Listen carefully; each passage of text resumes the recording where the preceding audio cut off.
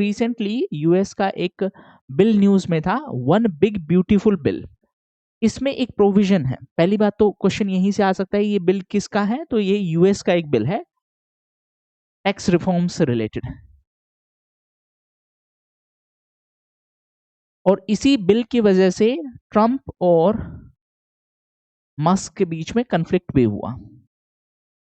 थोड़ा सा समझेंगे। ट्रंप जैसे इलेक्शन जीते, उन्होंने एक डिपार्टमेंट बनाया, DOGE, department of government efficiency,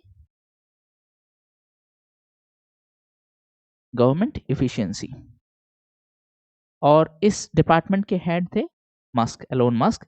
लेकिन क्योंकि मस्क गवर्नमेंट ऑफिशियल नहीं है, तो बाद में इशू हुए कि किसी नॉन गवर्नमेंट ऑफिशियल को बेसिकली हम सारा सरकारी डेटा क्यों एक्सेस प्रोवाइड कर रहे हैं, वो कंट्रोवर्सी अलग है। ठीक है, यहाँ पे एक प्रपोजल था। प्रपोजल ये था कि जो रेमिटांस है उस पर टैक्सेशन लगेगा। अब ये टैक्सेशन पहले तो 5% रिकमेंड किया था, फिर 3.5%, अभी कल परसों की न्यूज है कि ये 1% कर दिया है।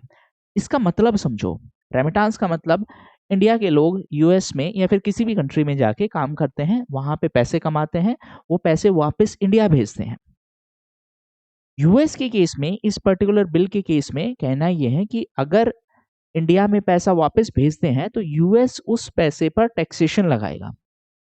उससे हमारे ऊपर एडवर्स इंपैक्ट हुआ, क्योंकि इंडिया है वो वर्ल्ड का सबसे बड़ा रेमिटांस रिसिपिएंट है।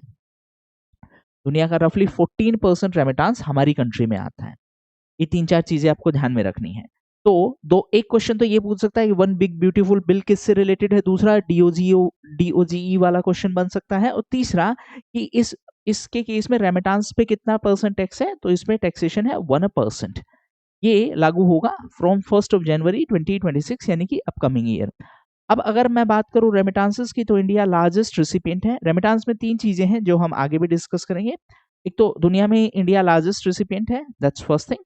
हमारा मैक्सिमम रेमिटांस अभी के टाइम पे, जो मेजोरिटी ऑफ रेमिटांस है, that is coming from USA, that's second thing.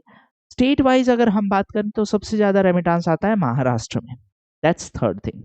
ठीक है, रेमिटांस है हमारा रेमिटांस। इसमें एक और ट्रेंड ध्यान में रखना, अभी लास्ट के कुछ साल से रेमिटांस है that is higher than FDI।